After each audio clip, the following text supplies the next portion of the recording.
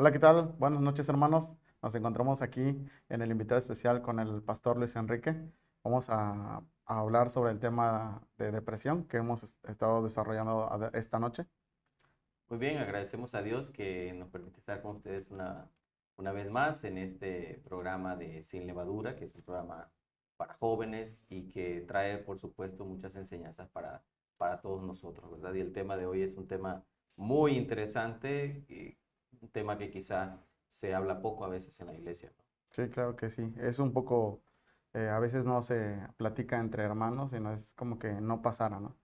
Sí, exacto, como si esas cosas no le sucedieran a los A los cristianos, que o son como si el cristiano estuviera completamente exentos de eso. exento de eso, exactamente, como si, bueno, tengo fe, soy cristiano, esas cosas no me van a pasar. No me afectan, ¿no? No deberían de. Es correcto, así es. Ok. Tenemos algunas preguntas para usted.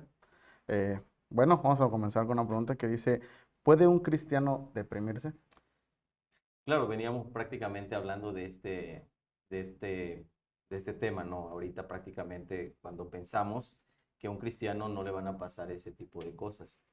Es obvio que cuando nosotros creemos en el Señor, Dios restaura toda nuestra naturaleza, Dios está santificándonos, está perfeccionándonos en su palabra. Sin embargo, estamos en un proceso que, como ya dije, es un proceso de santificación, donde nosotros como cristianos somos imperfectos. O sea, nuestra fe no es una fe perfecta, aun cuando nuestra fe sea una fe firme, fuerte, todavía hay cosas que nos hacen dudar, ¿no? Encontramos, por ejemplo, un cuadro bien interesante cuando el Señor Jesucristo está momentos antes de ir a la cruz orando en Getsemaní. Y ese momento es muy especial porque es un momento donde el Señor manifiesta mucho su naturaleza humana. O sea, esa naturaleza humana que teme a veces, ¿no? Recordamos esa oración del Señor que dice, Padre, si es posible, pase de mí esta copa, pero que no se haga como yo quiero, sino tu voluntad. Y el Señor está en un estado ahí anímico, emocional bastante fuerte, pero no solamente el Señor, o sea, estamos hablando de la naturaleza perfecta, ¿no? En el caso de Cristo, en su naturaleza perfecta. No estamos hablando de una parte, obviamente, pecaminosa ni imperfecta de Cristo, sino de que el Señor mostró muchas de las cosas que nosotros como seres humanos también enfrentamos, ¿no? Se cansó, tuvo sed, se entristeció también. Recordamos ese momento cuando Lázaro ha muerto y uno de los versículos más cortos de la Biblia, ¿no? Jesús lloró. Entonces, todas esas emociones y situaciones que nosotros enfrentamos, también algunas de ellas, por supuesto, las enfrentó el Señor. Recordemos que la Biblia dice que el Señor fue tentado en todo, pero sin pecado. Ahora recordemos, por ejemplo, el caso del profeta Elías, ¿no? Elías también vivió un momento en que él sintió que la vida no tenía sentido. Y la depresión tiene que ver con eso, ¿no? Con que a veces el ser humano, la persona piensa que la vida no tiene sentido. Y aun cuando creemos en Dios, yo creo que el cristiano también pasa por estos momentos, ¿no? Es obvio, ¿no? Que no deberíamos desanimarnos, no deberíamos entrar en ese profundo estado de desesperanza y de desilusión o de falta de aliento, ¿no? Pero tenemos que recordar que estamos bajo una naturaleza pecaminosa, una naturaleza imperfecta que nos lleva a eso, a sentirnos como Elías, ¿no? Y a pedir inclusive, ¿no? Como le dijo al Señor, quítame la vida porque no soy mejor que mi padre. Entonces, respondiendo a tu pregunta, yo creo que el cristiano también pasa por momentos de depresión, momentos duros, que inclusive es también donde Dios va a trabajar con nuestro corazón, donde Dios nos llama a volver a Él, donde también aprendemos a confiar en Dios y también donde se revela nuestra falta de confianza también en el Señor, ¿no? Ok, sí, claro. Eh, ¿Qué debemos hacer como cristianos para apoyar a los hermanos que pasan por depresión? Ok, bueno, tu pregunta es muy importante, ¿no? Porque ciertamente, como decías hace un momento, ¿no? Es un tema que a veces como que casi no se habla, ¿no? Es un tema que inclusive a veces como iglesia o inclusive a veces nosotros como pastores ignoramos o tachamos al hermano que porque está en una situación a veces depresiva, puede ser una cuestión a lo mejor física o médica, como ya los muchachos explicaron hace un momento y han venido hablando de esto, ¿no? De todas las causas que pueden haber, causas posibles, tanto físicas como espirituales. A veces como creyentes no estamos haciendo lo suficiente, no estamos acompañando, no estamos ayudando, ¿no? Una de las cosas importantes que tenemos que aprender a hacer es ser iglesia.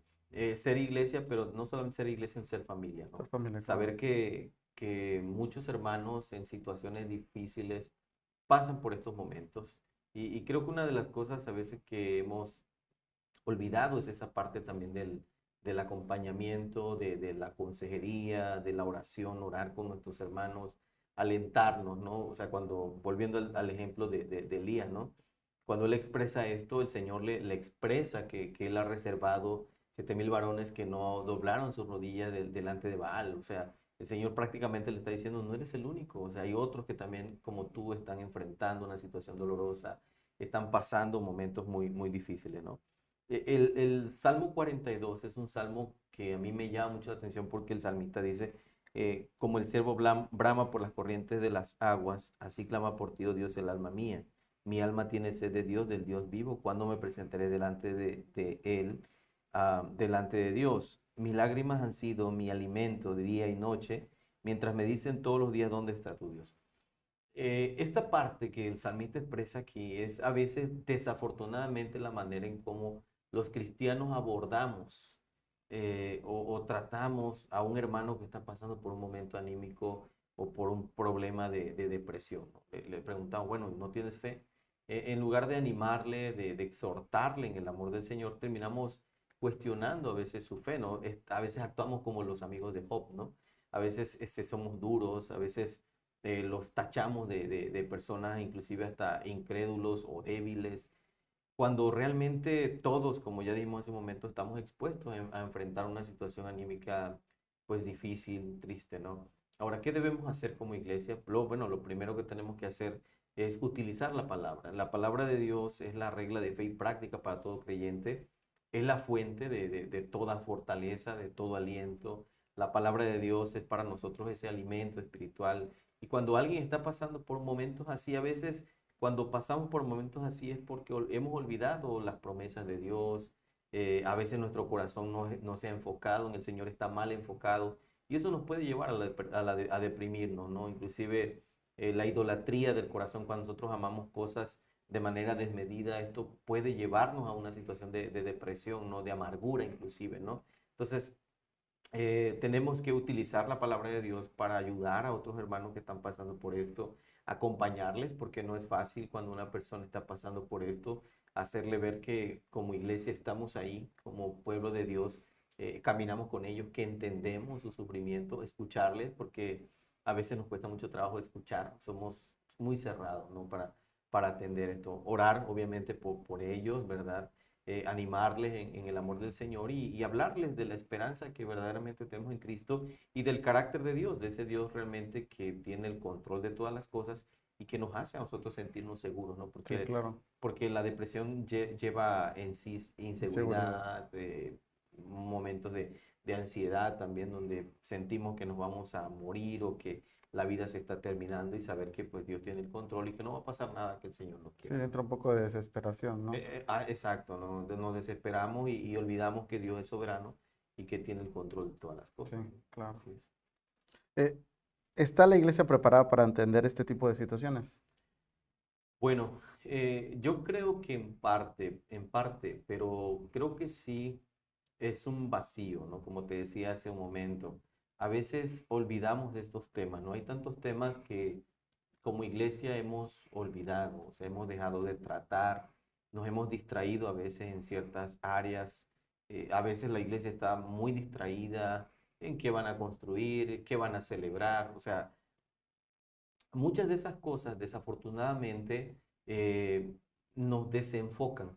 El libro de Colin Marshall y Tony Payne, que se llama El enrejado y la vid, es un libro que particularmente ha sido una bendición para mi vida, porque es cierto, o sea, muchas veces estamos enfocados, dice el autor, en el enrejado. Él habla de que el enrejado es la estructura, lo que sostiene a la iglesia, las organizaciones, las metodologías, no sé, los sistemas que hay en la iglesia, pero nos olvidamos de la vid, que son las personas, ¿no? Y a veces estamos tan enfocados en los procedimientos eclesiásticos que olvidamos realmente que tenemos una iglesia o familia como iglesia que tiene problemas, que tiene situaciones difíciles, que necesitan ser escuchados, que necesitan un tiempo y a veces, desafortunadamente, hemos estado a veces preparándonos más para crecer como iglesia numéricamente.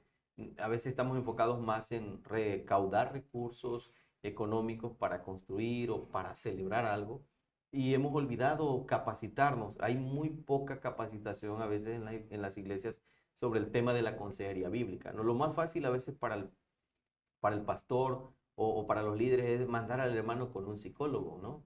Yo no tengo nada en contra de los psicólogos, sin embargo considero particularmente que indudablemente Dios es la respuesta para cada una de esas situaciones de depresión, ¿no?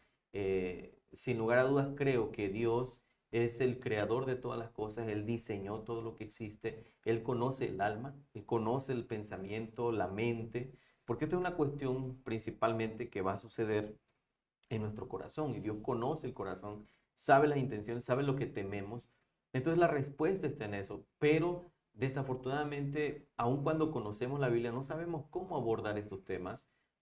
A veces porque no hay interés, como te decía, la iglesia no está interesada en ese tipo de acompañamiento y trabajo pastoral, ¿sí?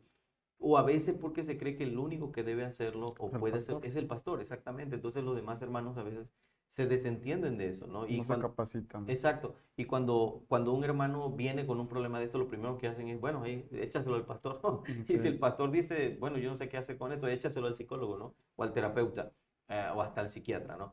Entonces, obviamente, necesitamos entender que todos estos problemas que aquejan al hombre son particulares igual o son problemas que pueden aquejar también a los miembros de nuestras iglesias.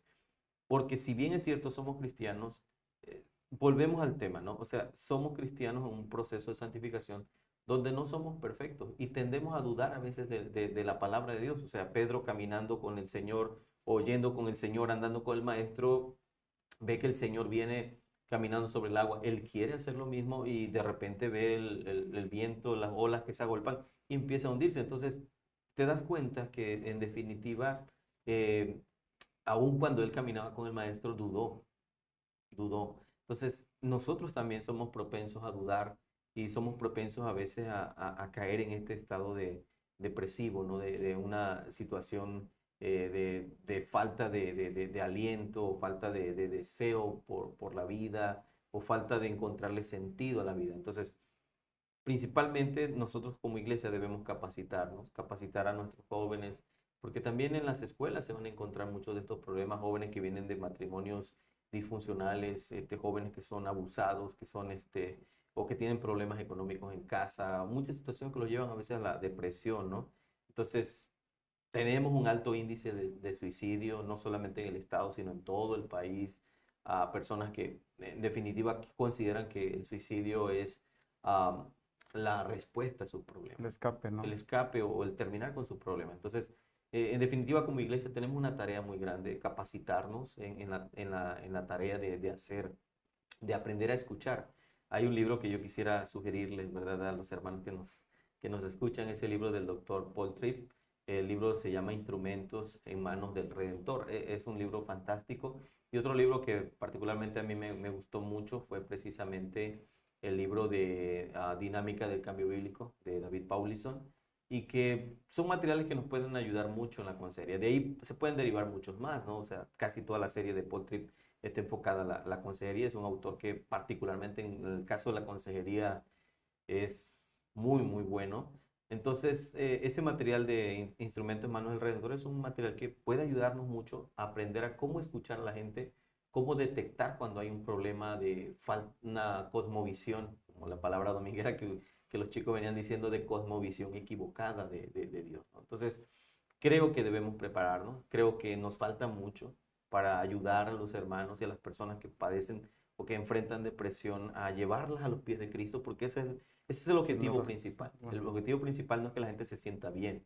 El objetivo principal es que la gente se rinda a los pies de Cristo se y refugia Cristo siempre en les Cristo. dé, obviamente el Señor les va a dar el gozo que ellos no encuentran en ninguna parte de este mundo.